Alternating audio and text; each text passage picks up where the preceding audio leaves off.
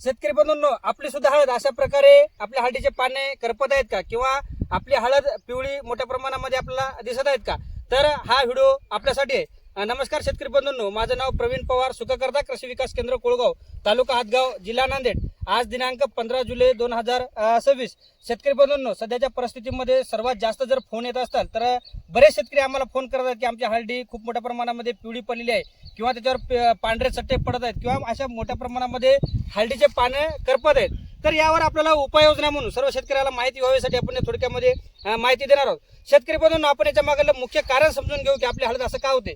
दरवर्षीप्रमाणे शेतकरी बंधूंनो, या वर्षीचं वातावरण नाही, म्हणजे गेल्या वर्षी खूप मोठ्या प्रमाणामध्ये पाऊस असल्यामुळे वातावरणामध्ये खूप थंडावा होता, पण यावर्षी पावसाचे खूप मोठे मोठे खंड पडत आहेत, वातावरणामध्ये खूप मोठ्या प्रमाणामध्ये उष्णता आहे. म्हणजे गेल्या वर्षीचं वातावरणासारखं यावर्षी पोषक असं हवामान नसल्यामुळे हळदीचे प्लॉट आपल्याला वेळोवेळी त्याच्याकडे लक्ष देणं गरजेचं आहे. आणि आणखी एक गोष्ट शेतकरी बंधूंनो, बरेच शेतकरी आपले मागले जुने व्हिडिओ पाहून यावर्षी नियोजन करतायत. असं करू नका शेतकरी बंधूंनो. गेल्या वर्षीचं वातावरण अलग होतं, यावर्षीचं वातावरण अलग आहे. यावर्षी येणारे रोग प्रॉब्लेम अलग आहे. त्यामुळे आपले जेवढे वेळोवेळी जे व्हिडिओ शेअर होतील त्या पद्धतीने नियोजन करण्याचा प्रयत्न करा. तर शेतकरी बंधूंनो, हा जो प्रॉब्लेम येण्याचं जे कारण आहे, हे पानं आपण बाहेरच्या प्लॉटमधून आणले. याच्या मागलं मुख्य कारण म्हणजे शेतकरी बंधूंनी दिलेला चुकीचा बेसल डोस. बरेच शेतकरी बांधवांनी बाल अवस्थेमध्ये जे आपल्याला खतं पाहिजे याच्याकडे दुर्लक्ष करतात आणि दुसरेच काहीतरी खतं जे गरजेचे नाहीत किंवा चुकीचे खतं आहेत हे खतं देतात, किंवा बऱ्याच शेतकऱ्यांनी बेसल डोस दिला नाही, किंवा दिला तरी तो उशिरा दिलाय. म्हणजे पिकाला हवं ते पोषण न मिळाल्यामुळं आता वातावरणामध्ये खूप मोठ्या प्रमाणामध्ये उष्णता आहे, पावसाचा मोठा खंड पडल्यामुळं हे अशा प्रकारचे आपले पानं करपणे, हळद पिवळी पडणे हे प्रॉब्लेम तयार होत आहेत. म्हणजे आपल्याला सध्या वातावरणात झालेले बदल हे हळद आपल्याला पिकाला सहन होत नाही. शेतकरी बंधूंनो, एक लक्षात घ्या, आपण संपूर्ण जरी तुम्ही प्लॉट हिंडून जरी बघितला बरोबर नाही, तर कुठल्या प्रकारचं तुम्हाला याच्यामध्ये असे पानं करपलेले दिसणार नाहीत. हा प्रॉब्लेम म्हणजे बर्निंगचा प्रॉब्लेम आहे, आपल्या कुठं प्लॉटमध्ये दिसणार नाही. त्याच्या मागेलं कारण म्हणजे आपण दिलेलं योग्य बेसल डोस आणि केलेलं योग्य नियोजन. आता हे तुम्हाला याच्यावर पानावर बरेच असे चट्टे पण दिसत असतील, तर याला पण बरेच शेतकरी करपा समजत आहेत. शेतकरी बंधूंनो, हा करपा नसून हा बालावस्थेमध्ये जेव्हा पानाचा हा नरसाळी निघते त्याच वेळेस बालावस्थेमध्ये काही रसशोषक किडीने याच्यावर अटॅक केल्यामुळे हे पान उगवल्याच्या नंतर असं दिसत आहे. याला कुठं घाबरू नका शेतकरी बंधूंनो, हा आपला करपा नाही. करपा जो असतो तो अशा पद्धतीचा असतो. आपल्याला उपाययोजना आपण याच्यामध्ये सांगणार आहोत. शेतकरी बंधूंनो, सुखकर्ता नेहमी वातावरणातले बदल पाहून दर्जेदार अशा निविष्ठा आणि दर्जेदार उपाययोजना सांगत असते. त्यामुळे आपण याच्यावरची आता उपाययोजना थोडक्यामध्ये समजून घेऊया. आपल्याला 20 लिटरसाठी प्रमाण सांगत आहे. कॉन्कर कंपनीचं झेडेप नावाचं प्रोडक्ट आहे. शेतकरी बंधूंनो, ऑक्साईड फॉर्म मध्ये लिक्विडेशन आहे.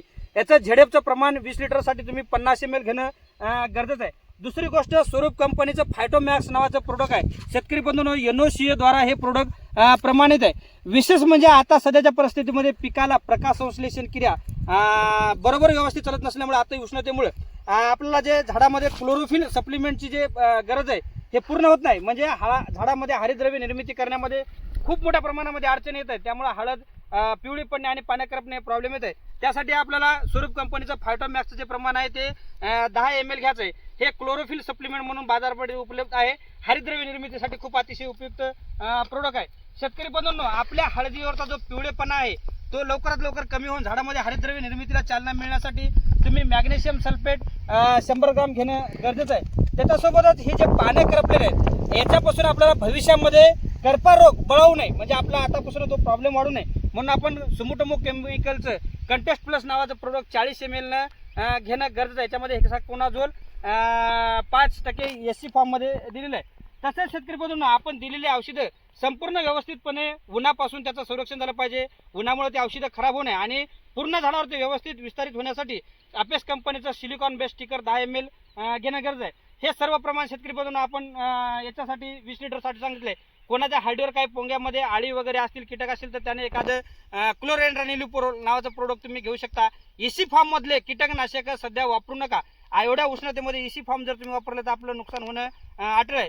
त्यामुळं आपण जे पण सांगितलंय हे वेळोवेळी आपण व्हिडिओ परिस्थिती पाहून करत असतो. तुम्ही कमी खर्चामध्ये दर्जेदार निविष्ठा वापरून आपल्याला दर्जेदार उत्पादन घेण्यासाठी आमच्या व्हिडिओला तुम्ही पाहत राहा आणि आपण सांगितलेली उपाययोजना लवकरात लवकर करा आणि आपल्या हळदीवरचं संरक्षण करून घ्या. धन्यवाद.